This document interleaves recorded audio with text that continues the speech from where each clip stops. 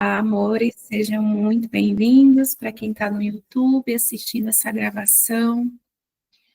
Nós já estávamos aqui imersos no milagre, imersos na presença, sempre estamos. Fizemos a nossa oração e eu estendo aqui esse convite para ir além das palavras, muito além. O desejo do nosso coração é a experiência, é a prática, é viver esse milagre que é real, que Jesus nos promete e é real.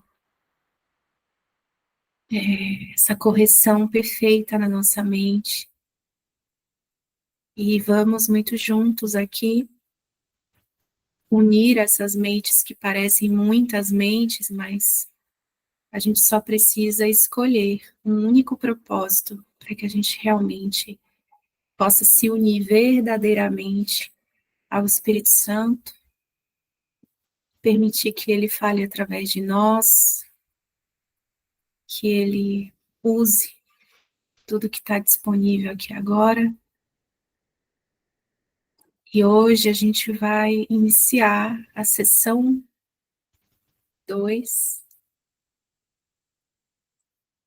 do livro texto, sessão 2. Aqui eu marquei sessão 1.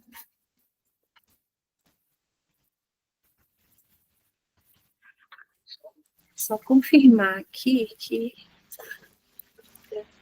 sessão 2. Revelação, tempo e milagres.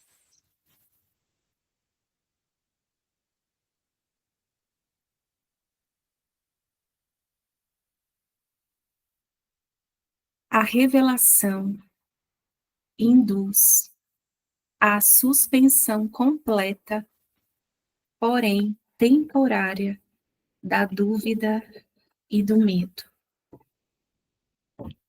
A revelação, ela é uma comunicação, é uma forma de comunicação, comunicação direta com Deus. É uma experiência. Né?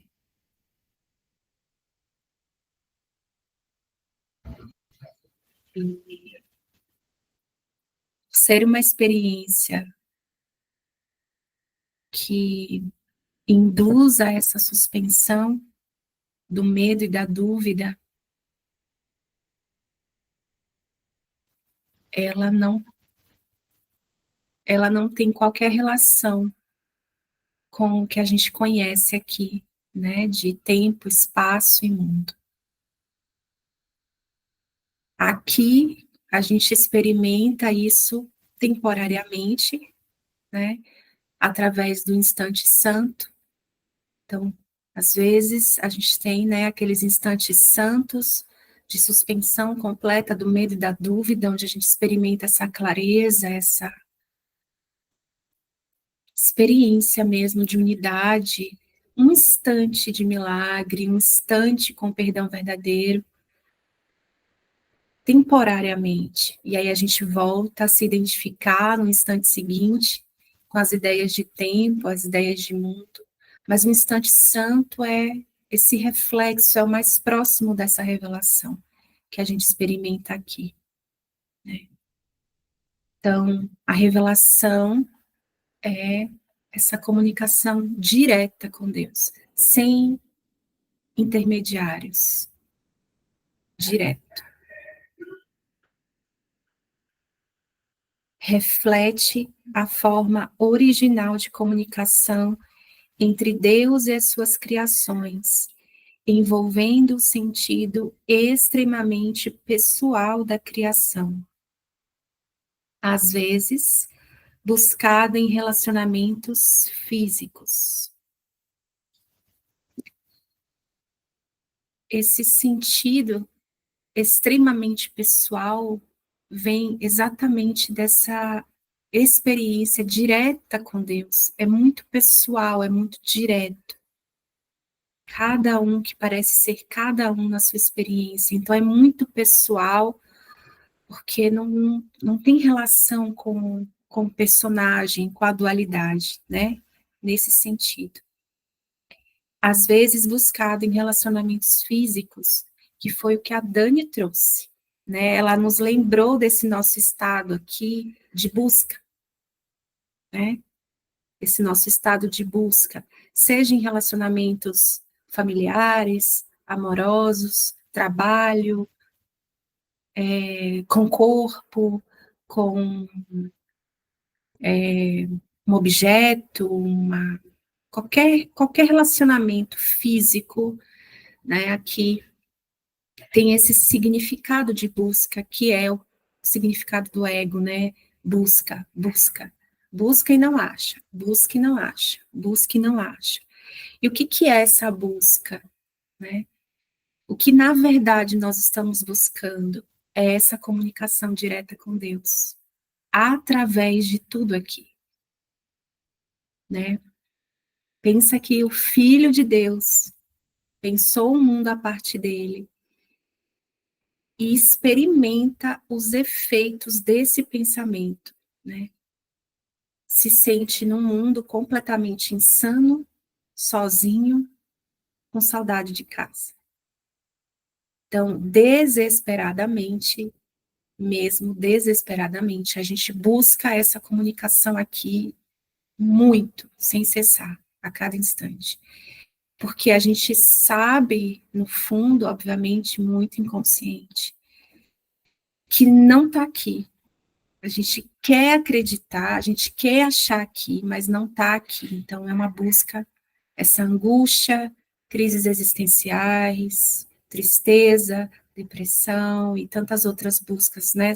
Tudo que a gente experimenta no corpo, todos os reflexos dessa saudade, né, entre aspas, essa busca pela nossa casa, né? Essa criança perdida aqui, que se sente perdida aqui. Aí a gente tenta, a todo custo, encontrar aqui, né? A intimidade física não é capaz de consegui-la, não tem como, né? A gente acha que vai ser através de um relacionamento, que vai ser através de um novo emprego. Não, esse agora vai ser. Não, agora esse trabalho vai me fazer feliz. Agora esse trabalho vai me lembrar do pai. Agora sim, nesse próximo relacionamento, eu vou me lembrar de quem eu sou, achando que é a coisa em si que vai trazer a resposta. Tá fora. E nesse fora, fora, fora, eu não, obviamente, não olho para dentro, e essa é a armadilha do ego, né? Quanto mais fora você ficar, melhor. Porque você não vai encontrar, e a busca ela vai se perpetuando, o sistema de pensamento do ego também. Parece, né? Porque em última instância nada aconteceu.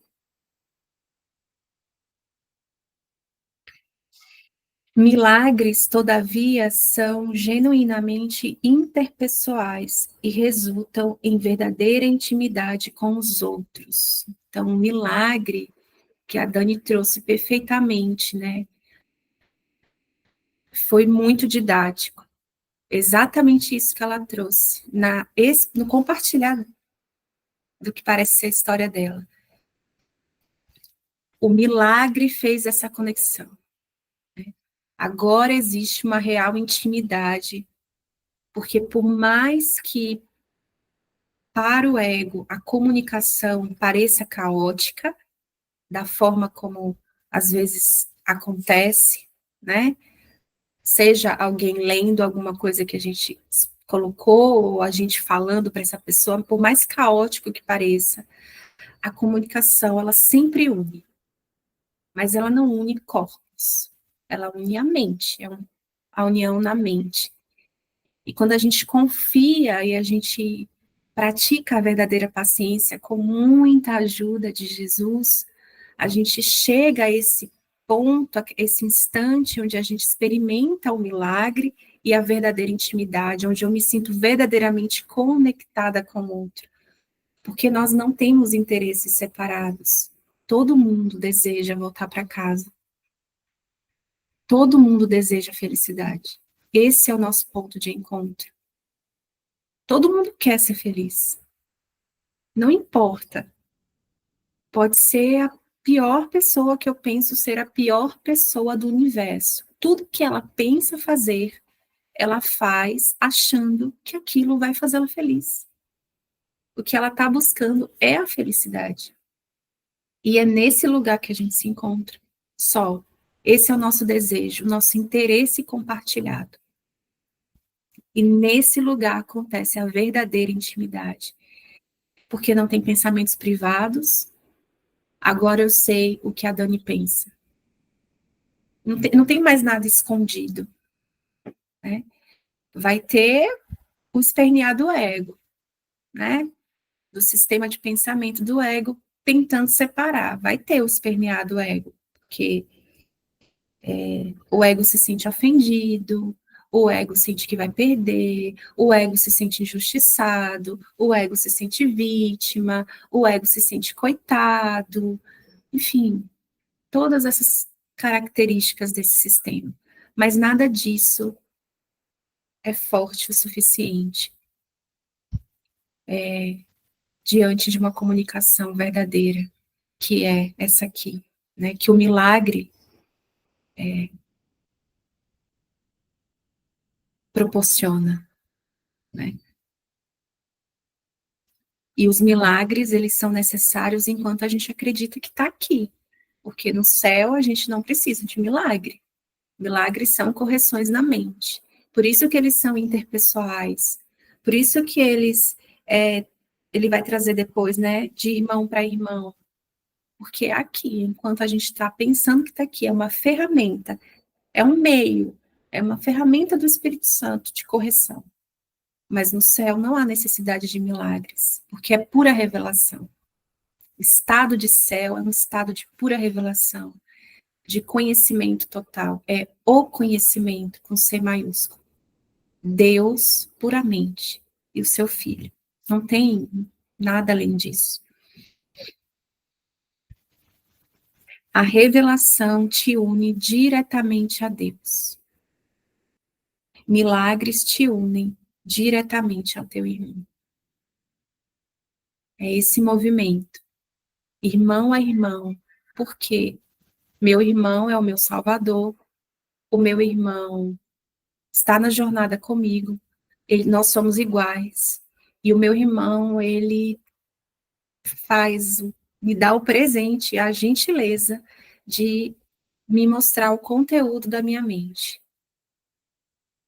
Então, nesse sentido, os milagres, eles me unem né, diretamente ao meu irmão. É eu e meu irmão, o tempo todo a gente está se relacionando com o nosso irmão. Seja na mente, um pensamento, uma imagem, seja aqui no que a gente chama de fisicamente, né? A revelação não. A revelação é diretamente com Deus. Porque para que essa revelação aconteça, eu obrigatoriamente, digamos, a minha mente precisa estar certa, lembrada, totalmente lembrada. Porque é um estado de total suspensão de dúvida e medo. Então, enquanto eu preciso de milagre, eu não estou ainda lembrada. Porque eu equivoco, sinto medo, eu sinto dúvida, eu não me comunico diretamente com Deus. Né? O estado de comunicação direta com Deus é céu, é revelação mesmo, né? Onde a minha mente está certa, ela está lembrada, ela está alinhada, totalmente alinhada, né? Com esse estado que é o nosso natural, né? Nenhum dos dois emana da consciência, mas ambos são lá experimentados. Consciência, né? Foi o que a gente fez aqui, né? Esse mecanismo que a gente chama de consciência e onde a gente experimenta aqui, né? O milagre, o perdão, que a gente chama de mente aqui, consciência aqui. Mas não é a consciência que produz isso, porque a revelação, como a gente viu, é diretamente de Deus. E o milagre que inspira é Jesus. Então, não sou eu, né? Não é a consciência que está ali criando, né? A revelação e o milagre não está sob a minha, não está sob a consciência. A consciência é o estado que induz a ação, embora não a inspire. A consciência é o estado que induz a ação. Essa ação que a gente tem aqui, né, que me vem agora, que é quem eu vou escolher. Tem uma ação aqui. Essa é a ação. Eu vou escolher o ego ou o Espírito Santo. Isso pede um movimento na nossa mente. Travou? Voltei? Estão ouvindo? Ficou tudo estranho aqui. Bom, esse é o estado, né? Induz a ação. Então, eu sei, é o tomador de decisões, né? Eu preciso tomar uma decisão.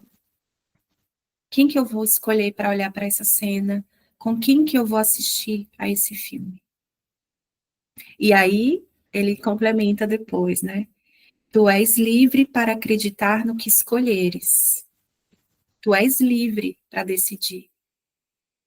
Tu és livre para tomar essa decisão, fazer essa escolha. E o que fazes atesta o que acreditas.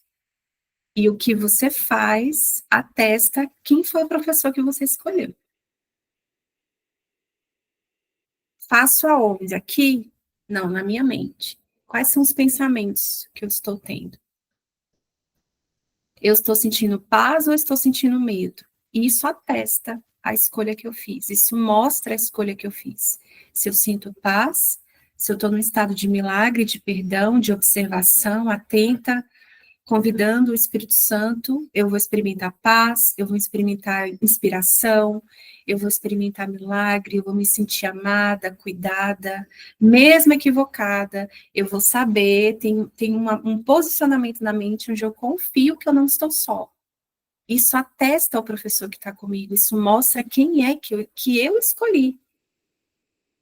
Agora, se eu sinto medo, se os meus pensamentos são pensamentos de ataque, são pensamentos de morte, assassinato. Isso também mostra qual o professor que eu escolhi e que eu estou acreditando.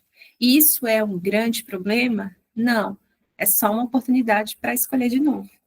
Então, por isso que é importante eu observar o meu estado interno, porque esse estado interno ele me mostra com quem que eu tô. Sempre, sempre. Não, não tem erro nisso. Sentir e às vezes a gente está ali na purificação e a gente sabe que a gente não está só. Quando a gente está olhando para ideias que parecem ser muito difíceis, muito escuras, e o medo vai aumentando, aumentando, aumentando, e não é Jesus que está aí. Quando o desespero vai indo para um lugar assim muito, muito descontrolado e muito, a gente precisa escolher de novo, porque é a cada instante. Eu lembro de uma vez que eu estava muito transtornada. E, e foi assim, o negócio foi indo, indo, indo, indo, indo. E eu cheguei num lugar assim de desespero, de medo muito profundo na mente, mas muito. Que eu jurei, assim, eu falei, nossa, com certeza eu vou surtar aqui. Eu vou surtar. A sensação de estar por um fio na mente. E aí eu fui expressar com uma companheira poderosa. E esse movimento ele já é importante, porque ele é a comunicação, né? Se eu fico isolada, né? Então, Às vezes, ok, é o mais útil, mas naquele momento foi importante para mim porque eu fui em direção à comunicação, né, pedir ajuda, né? É um movimento de humildade, assim, de eu não estou dando conta, né? Porque ainda tem isso, né? Eu dou conta do meu treino, eu consigo, eu não quero incomodar, eu não quero não sei o quê, tem essas ideias.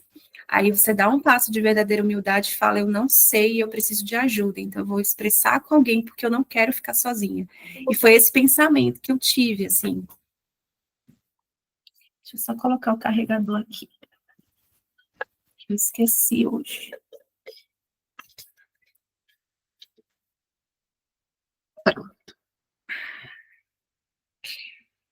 Foi esse pensamento que eu tive, eu vou chamar alguém porque eu não quero ficar só.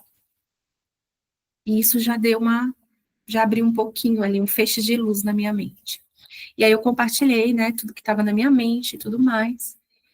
E uma coisa que eu falava é, cadê Jesus? Eu chamei ele, eu pedi para ele vir comigo, por que que tá assim, sabe? Cadê?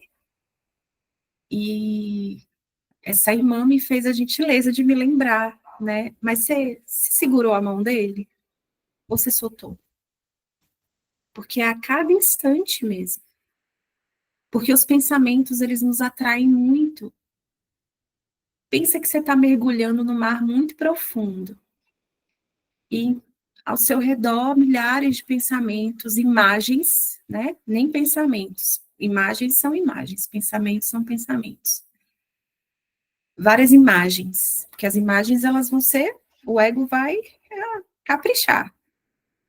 Morte, ataque, morte, ataque, morte, ataque, para realmente segurar a sua atenção ali, tipo, né? A meditação nos ajuda a observar isso e a deixar ir, mas quando a gente não está com a mente treinada, ou quando a gente está, né, num treino muito intenso, a gente vai agarrar numa imagem dessas, num pensamento desses. E nesse que a gente agarra num específico, a gente solta a mão de Jesus. Porque se eu agarrei, eu soltei. Medo e amor não coexistem. Se eu agarrei o medo, eu soltei Jesus. Não tem a possibilidade de eu estar com ele e estar agarrada no medo. Os dois, experimentando medo e amor. Ou é medo ou é amor. Aí você está descendo o mar, né? Um mergulho muito profundo.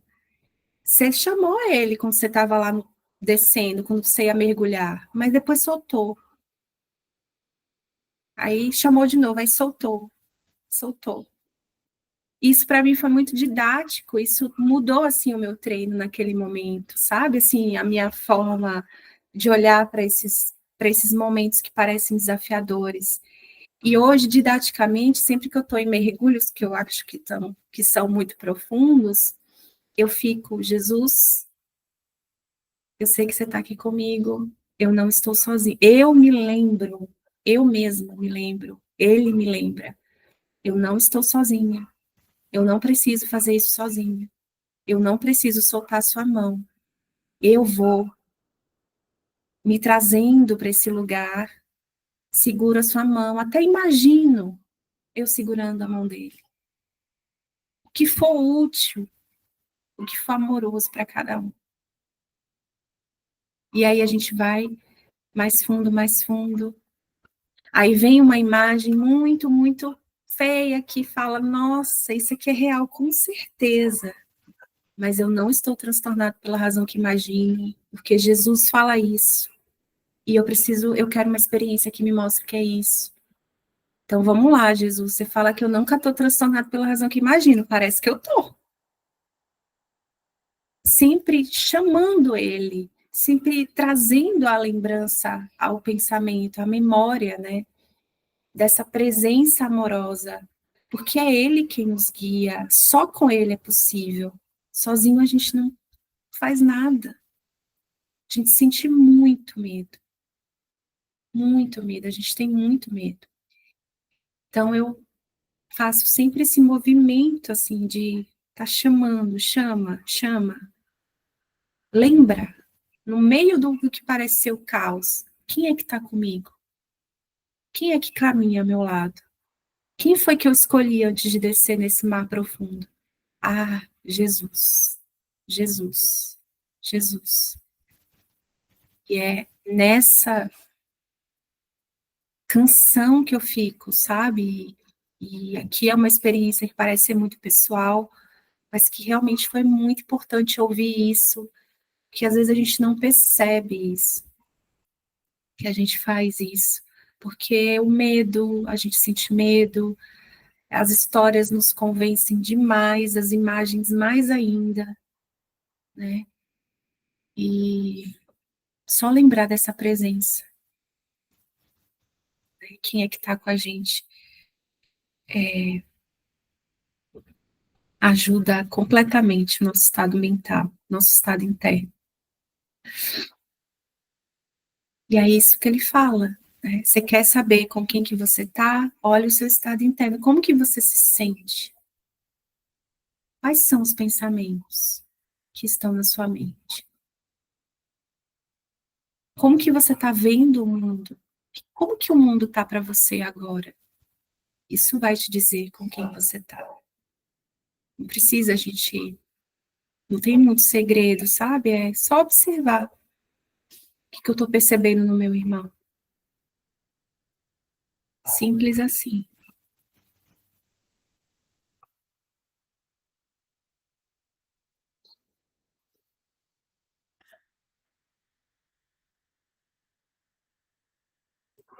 Parágrafo 2. Revelação é intensamente pessoal e não pode ser traduzida de forma significativa. Alguns irmãos referem, né, compartilham experiências de revelação e realmente a única coisa que eles compartilham é que eles tiveram uma experiência de revelação.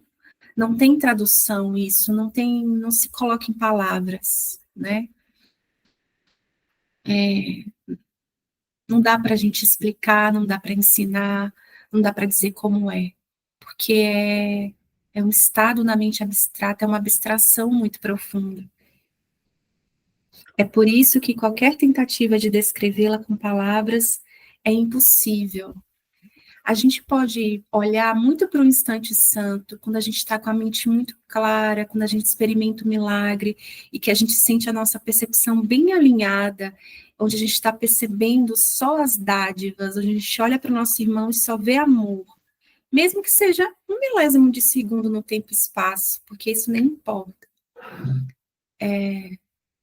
No instante em que a gente tenta compartilhar isso, traduzir isso, intelectualizar isso, a gente já não está mais nesse instante santo, a gente vai sentindo que a mente vai voltando, né, para o dual, a gente já começa a ter outros pensamentos aqui, de ataque, de separação, né, porque é temporário mesmo, né, a gente está aprendendo, a gente está experimentando ainda, né, é como Jesus fala, né, a gente tem muito medo de Deus, dessa comunicação direta. Então, a nossa preocupação, entre aspas, não é nem preocupação, mas a nossa meta aqui é a paz da mente, é um milagre, é um curso em milagres, não é um curso em revelação. Né? É um curso em milagres. É essa preparação, né, para essa revelação que não está lá no tempo, no futuro. É um instante fora desse tempo. Mas existe um cuidado, um currículo, uma amorosidade para que a gente desperte feliz, né? Para que a gente acorde feliz, né? Ele traz essa analogia no livro-texto, né? Como que um pai acorda um filho, como se espera, pelo menos, né? Não é empurrando o filho da cama e dizendo acorda, é gentilmente. E quando você percebe que esse filho está tendo pesadelo, que somos nós aqui, nesse pesadelo, né? Você vai lá e acorda e diz, menina, acorda, bora. Você vai assustar mais, ele vai acordar assustado, ele já está no pesadelo. Ele já está acreditando que está vivendo um pesadelo. Então, é um despertar gentil mesmo, é o que ele chama de sonho feliz, né? A gente vai antes experimentar esse sonho feliz para então despertar mesmo para ele. Porque não é a intenção dele aumentar o nosso medo. E isso vale também para milagres, né? Às vezes a gente quer muito experimentar milagres específicos, e às vezes até milagres na forma. A gente quer tantos milagres na forma, e a gente acha que, nossa, por que não na forma, né? Poderia ser na forma, eu quero na forma. Mas isso poderia levantar muito medo também, né? A cura de uma doença, de você perceber o poder da sua mente, isso pode levantar muito medo. E Jesus sabe o estado da nossa mente, ele sabe, né, em que lugar da mente nós estamos e nós não sabemos. Então, é sempre muito amoroso, né? Sempre muito amoroso. O milagre, ele é na mente dessa forma, né? Porque, primeiro, que é onde está a nossa vulnerabilidade, a unidade na mente, e porque tem. Primeiro, que não há forma para ser curada, né, gente? Porque, em última instância, nada aqui existe. Então, vai curar o que aqui? Se nada aqui é real. Nada real pode ser ameaçado. Nada irreal existe. Se eu estou olhando aqui para essa tela e amanhã ela pode não estar aqui, não é real. Qualquer coisa que está aqui e que pode não estar daqui a um segundo, não tem atributo, não é eterno, né? Não é real. Então, a revelação só induz a experiência. Só é uma experiência com Deus, direta com Deus. Milagres, por outro lado, induzem a ação. Eles são mais úteis agora, devido à sua natureza interpessoal. Nessa fase do aprendizado, que é essa que nós estamos experimentando aqui, enquanto mente dividida, que esquece de escolher, que escolhe de novo, que acredita na separação, que vê corpos, né? Que acha que é Jordana, que acha que é Débora, que acha que é Priscila. É importante trabalhar com milagres, porque a libertação do medo não pode ser imposta-se a ti. Então, o milagre, ele é essa gentileza, né? O perdão, todo o processo do perdão, você vai lá olhar, sentir, expressar, colocar para fora todos os pensamentos, olhar para eles, tem toda uma jornada, né, de aprendizado aí. A revelação é literalmente indizível, porque é uma experiência de amor indizível. Sem dúvida, né? Não tem será que foi uma revelação? Será que foi uma revelação? Não há essa dúvida. Quem experimenta, experimenta na convicção. A convicção vem da própria experiência de revelação. E a revelação não é um requisito obrigatório, né, para a gente despertar. Não é, nossa, para despertar você tem que ter revelação, né? Você tem que ter experiência de revelação aqui, não. É, não tem, não é um pré-requisito obrigatório, como um teste, uma aprovação, ou algo que faz alguém mais especial ou menos especial no processo do perdão, do milagre, ou mais evoluído, ou mais próximo de Deus, enfim.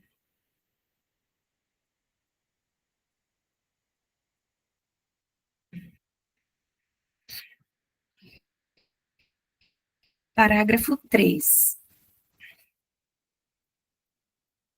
A reverência deve ser reservada para a revelação, a qual pode ser aplicada correta e perfeitamente. Então, esse reverenciar, né?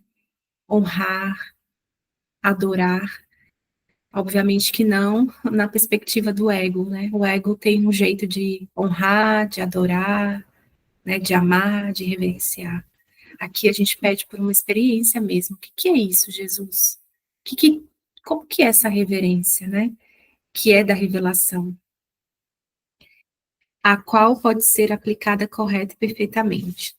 Ela não é apropriada para milagres, porque o estado de reverência é pleno de adoração, implicando que alguém de ordem menor se encontra diante do seu Criador. Então, essa reverência, essa adoração, ela só é apropriada diante do Criador,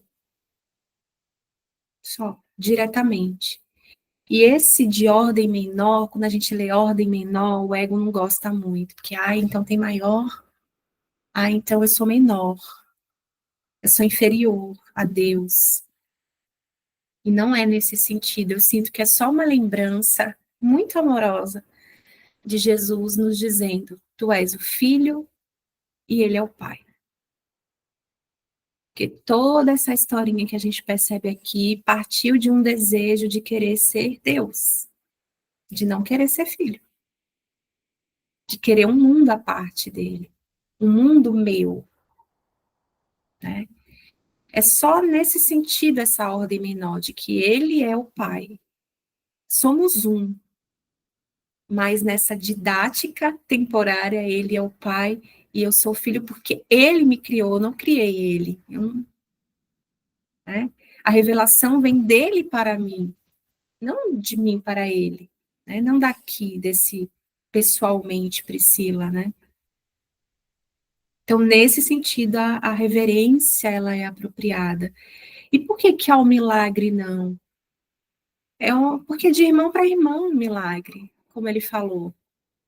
É uma ferramenta nossa enquanto a gente acredita que está aqui. Eu vou reverenciar a Jordana, a Débora, se somos iguais, e vocês reverenciar, né, adorar um outro, e a gente faz isso com os ídolos, né? Embora a gente gosta de uns ídolos, né? Temos muitos, parece. Esse equívoco, né? Dessa adoração. Mas é só por isso, o milagre ele está aqui para unir irmão a irmão na mente, né? Não tem diferença entre nós para que haja essa. Não há hierarquia, não tem ninguém maior aqui, ninguém me criou aqui, né? Nessa percepção, é só o Filho de Deus aqui. Então, nesse sentido, não faz sentido a gente reverenciar e adorar o milagre, porque ele é uma ferramenta de correção aqui. Ele é a correção da nossa mente. Tu és uma criação perfeita e deves experimentar reverência somente na presença do Criador da perfeição. O milagre é, portanto, um sinal de amor entre iguais. Então, na experiência do milagre, essa separação ela é dissolvida, né? Como a Daniela trouxe. Então, ela experimenta o milagre e aí ela se une ao irmão.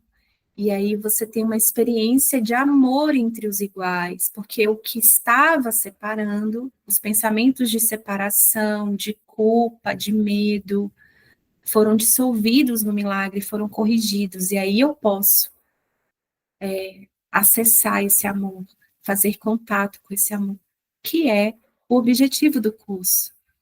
O objetivo do curso não é ensinar o amor, mas remover os bloqueios à consciência. Então, são esses bloqueios, né, que são removidos. Um milagre é, portanto, um sinal de amor entre iguais. Iguais não devem reverenciar um ao outro, pois a reverência implica desigualdade. E, portanto, eu acho que está meio cortado aqui. É, portanto, uma reação inadequada a mim. Quem é esse mim? Jesus. E aqui, nossa,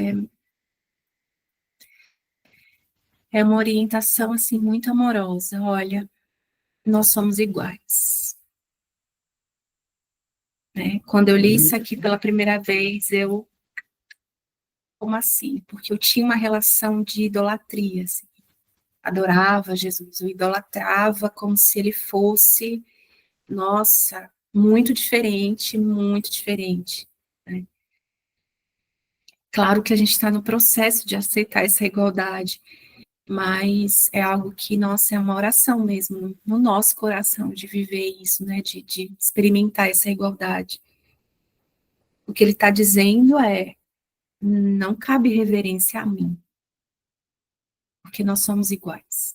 Eu sou filho também, eu não sou pai.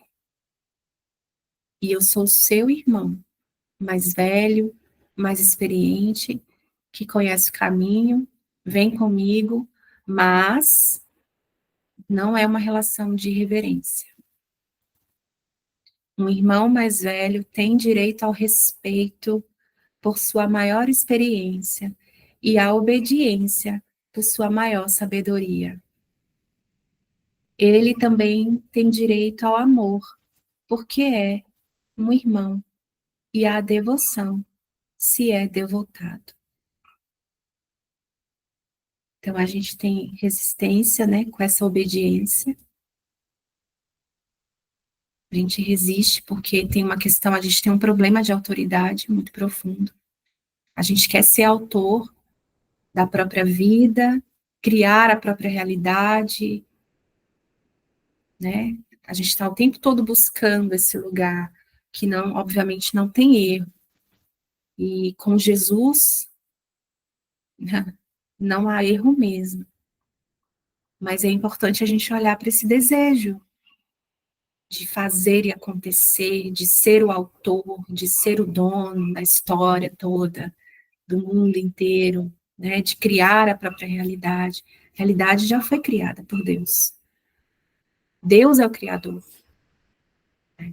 Então, só olhar para esse desejo, de onde vem, chamar Jesus, sabe? E bater um papo com ele, mostrar isso para ele, né? Entregar isso. E essa devoção, a Dani trouxe muito na experiência dela, não falado, não de forma falada, mas a experiência da devoção é esse comprometimento, é essa entrega, esse comprometimento com o perdão verdadeiro, com a prática disso. Não é devoção de, ai, sou, né, essa devoção que às vezes a gente aprende aqui no mundo, vou largar tudo para seguir Jesus, e aí, né, todas as ideias de sacrifício, não é sobre essa devoção, é uma devoção na mente. É a cada instante em que eu, na minha mente, eu digo, eu não vou te abandonar. Meu irmão, eu não vou te abandonar. Porque ele não nos abandonou. Ele é extremamente devoto a nós. Jesus é extremamente devoto. Ele não nos abandona. Ele não abre a mão. Ele não solta a nossa mão. Ele não se decepciona com a gente. Ele não nos deixa de lado. Ele não deixa de nos ouvir. Ele não deixa de falar com a gente. Ele não deixa de apontar o caminho, não importa o quão distraídos nós estejamos. Isso é devoção. Ele é devoto a nós. E aqui, como que a gente pode experimentar isso na prática do perdão? É olhar para aquele irmãozinho que parece estar levantando os assuntos mais tenebrosos da nossa mente. E a gente chama Jesus. E junto com ele a gente toma uma decisão. Eu não vou te abandonar. Não estou entendendo. Não gosto de como eu me sinto. Tenho desejos aparentemente terríveis aqui dentro de mim sobre você, mas eu não vou te abandonar. Vamos lá, eu quero perdão, eu quero milagre, eu quero ver a verdade. É essa devoção, é esse comprometimento que não existe aqui no mundo. Aqui no mundo você troca. Ai, a Jordana não me agradou, troca. Outra amiga. Ai, fulana não. não, ai, tá dando muito trabalho esse relacionamento, troca, substitui, substitui, vai substituindo. Né? Claro que não significa que a gente vai manter, né, fisicamente todos os relacionamentos, os ciclos se renovam, os ciclos se encerram, os ciclos começam com amor, né, com amor. Então, é essa devoção, assim, que a gente... E com o nosso próprio processo, né, com o nosso próprio processo, né, de estar aqui, né,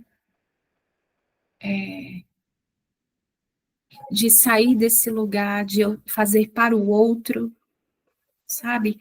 Essa, essa ideia de fazer para o outro, para ajudar o outro, para o caminho do outro. É um diferente, assim. É para mim, porque se nós somos um, então deixa eu cuidar aqui, né, do que está aqui. E automaticamente, como a Dani nos mostrou, ele recebe. Nós não sabemos como, mas recebe. Os milagres, todo o treino, né? Recebe. Então, essa devoção que ele tem por nós, ela é muito linda. Sim, é muito. Ele não nos abandonou.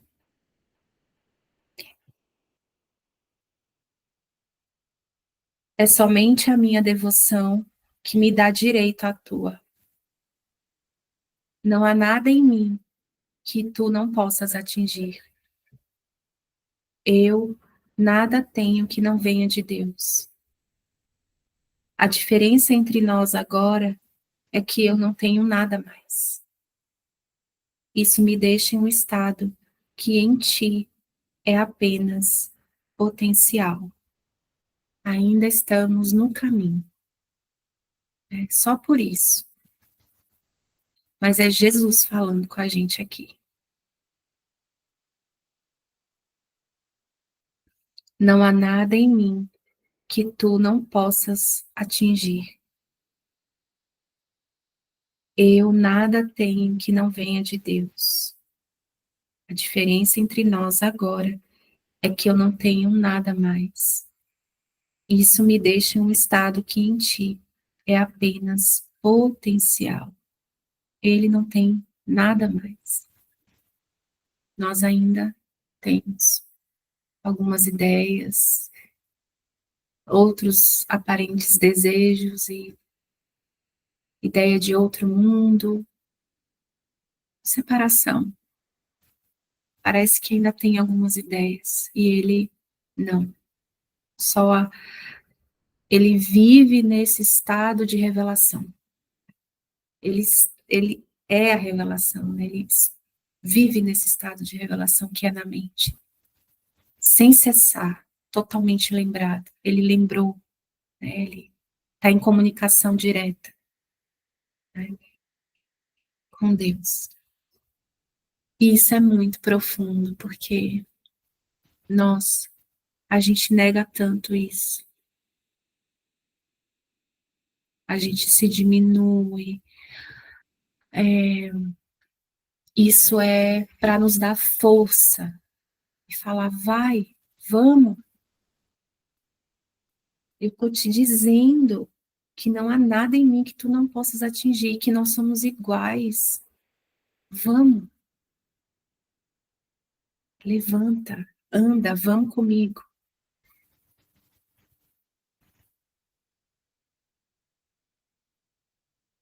Parágrafo 4. Ninguém vem ao Pai senão por mim. Não significa que eu seja de qualquer modo separado ou diferente de ti, exceto no tempo. E o tempo realmente não existe. Então Jesus, ele é esse caminho, né? Ele é o caminho para Deus, né? Por isso que ninguém vai ao Pai senão por ele, né? Porque o medo que a gente experimenta de Deus é muito, muito profundo para ir direto. Então, ele faz essa ponte, ele é o caminho. Você quer ir a Deus, você quer ir ao Pai? Vem por mim, me dá a mão, eu te levo.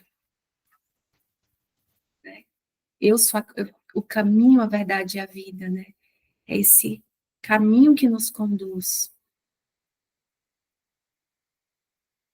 A declaração é mais significativa em termos de um eixo vertical do que horizontal. Então, pensando aí numa linha vertical, tu estás abaixo de mim e eu estou abaixo de Deus. No processo de subida, eu estou acima, mais acima, porque sem mim a distância entre Deus e o homem seria grande demais para abrangeres. É um sono profundo, profundo, que a gente está num sono muito profundo. Né? Eu faço a ponte sobre essa distância como teu irmão mais velho. De um lado, nosso irmão mais velho, e como um filho de Deus do outro. Minha devoção aos meus irmãos me pôs a cargo da filiação, que eu torno completa, porque compartilho. Isso pode parecer contradizer a declaração: eu e meu pai somos um, mas há dois lados nesta declaração, em reconhecimento de que o pai é maior, sempre nos lembrando desse lugar. Inclusive eu, meu irmão, eu não sou maior que Deus. Ele é maior, é o meu pai, assim como o teu, nós somos um. Então ele encurta essa aparente distância, né? E o Espírito Santo ali, né, ele sendo essa representação do Espírito Santo, né, aqui ele trazendo essa lembrança, nos convidando, né, a essa lembrança, a essa resposta que Deus nos deu, que é o Espírito Santo, esse meio de comunicação mais elevado, que é o Espírito Santo. Então aqui ele deixa muito clara a função dele, e numa humildade, assim, profunda. Eixo horizontal, eu só sinto de trazer isso, né? É esse tempo linear, né? Passado, presente, futuro. Né? E esse vertical é sempre, pensa na cruz, né? A cruz tem o eixo horizontal, presente, passado, futuro, e o vertical, que é essa ligação, essa mente una, né? As revelações são indiretamente inspiradas por mim, porque estou perto do Espírito Santo e alerta a prontidão para a revelação dos meus irmãos. Assim, eu posso trazer para eles mais do que eles podem atrair para si mesmos. O Espírito Santo medeia a comunicação superior para a inferior. Então, ele é o meio de comunicação, mantendo o canal direto de Deus para ti, aberto para a revelação. Olha que profundo isso, né? O canal direto está aberto,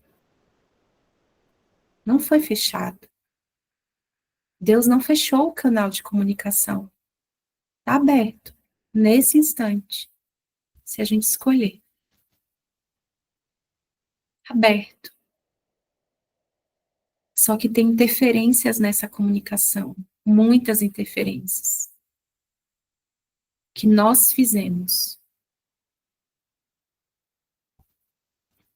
Então, o Espírito Santo mantém esse canal aberto e nos ajuda à prática desse perdão verdadeiro para dissolver essas interferências dessa comunicação.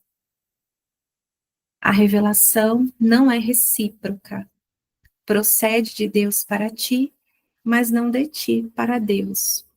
Não há nada em mim a ser revelado para Deus. Não há nada que Deus não conheça. Ele é o conhecimento. Mas eu estou temporariamente acreditando em outra coisa, sonhando com o mundo. Então, dessa forma, A revelação procede de Deus para ti, mas não de ti para Deus.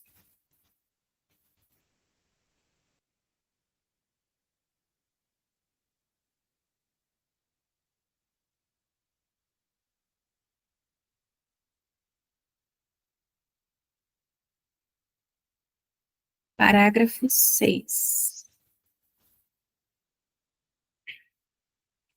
O milagre minimiza a necessidade de tempo. No plano longitudinal ou horizontal, o reconhecimento da igualdade dos membros da filiação parece envolver um tempo quase sem fim. Quando a gente pensa no perdão completo e no despertar no nível do tempo e espaço, isso parece impossível. Aliás, a gente acredita que é impossível.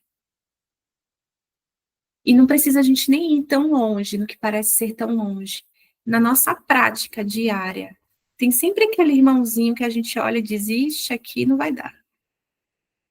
Esse conteúdo aqui que ele está me trazendo, não vai ter perdão aqui, não vai ter milagre. Parece impossível, parece que vai levar muito tempo, que vai ser, nossa, um esforço, né? Contudo, o milagre acarreta uma passagem repentina da percepção horizontal para a vertical. Essa experiência com o instante santo, né, com o milagre, enfim. Quando a gente experimenta, a gente está aqui nesse nível horizontal de tempo e espaço. A Dani trouxe uma experiência, né? Aí, nessa experiência de milagre, de instante santo que a gente experimenta, nessa linha do tempo, a gente tem um breve, a gente sobe, né? 1 milésimo de segundo. A gente lembra e volta. A gente experimenta o milagre e volta aqui. Quando a gente volta, a gente já não volta no mesmo lugar no tempo e espaço. Na mente. Por isso que ele encurta o tempo. A experiência do instante santo, uma vez que a gente experimenta, que a gente vai para esse vertical, essa comunicação com o Espírito Santo, quando a gente volta, é que a gente percebe o tempo aqui. Mas não é sobre isso que Jesus está falando. É na mente, o efeito do milagre na nossa mente. Encurta, colapsa o tempo. Algo que você poderia levar, sei lá, milhares de anos para perdoar. Um instante. Um breve instante. Milésimos. Então, vai encurtando. Por isso que é um atalho, né?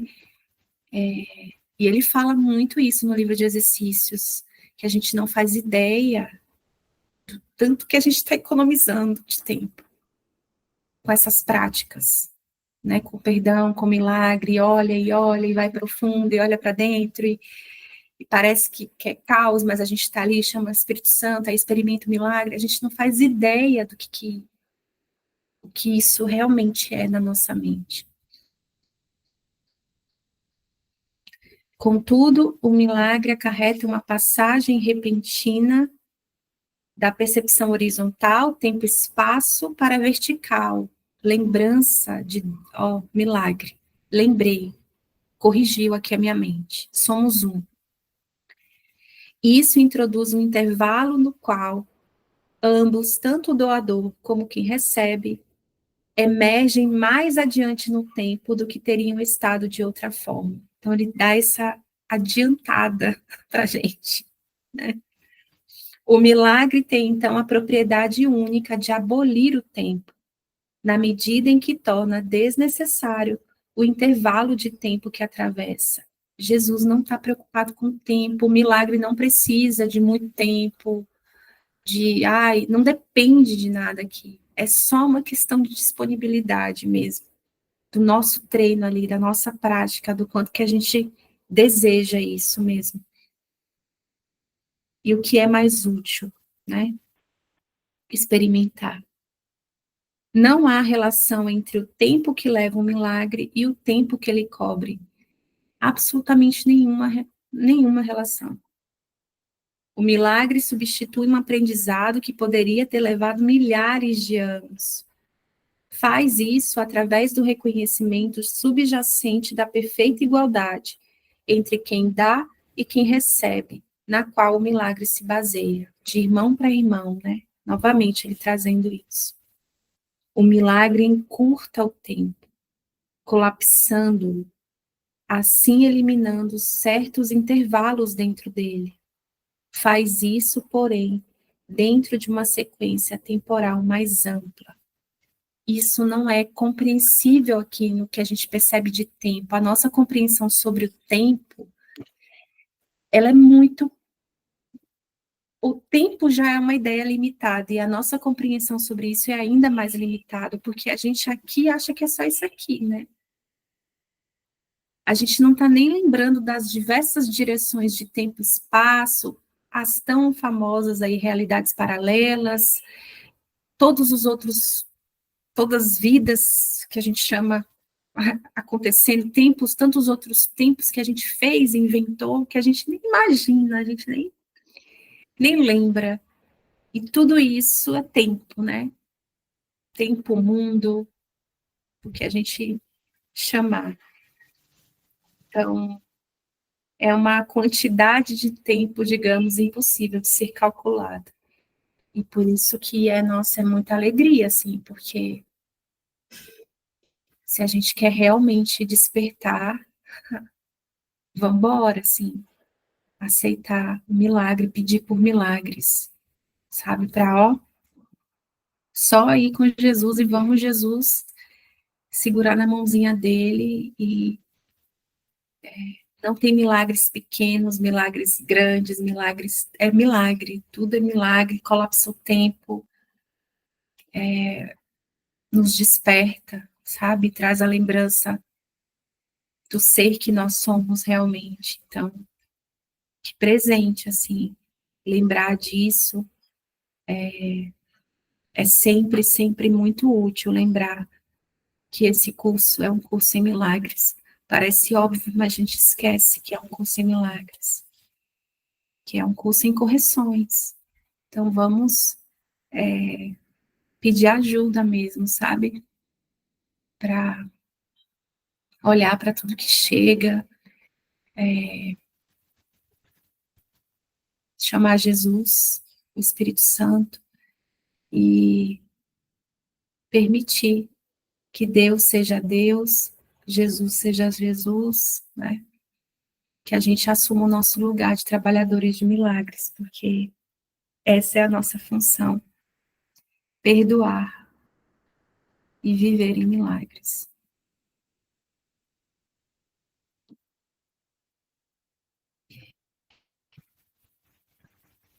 Eu sinto que é isso, amores. Para quem está assistindo essa gravação, vamos muito juntos experimentar isso, ficar bem presente aí, bem atento às oportunidades de cura, de milagre aí, o que parece ser a nossa vida, e estamos juntos nesse desfazer tão profundo, mas tão simples, de uma ideia que nunca aconteceu.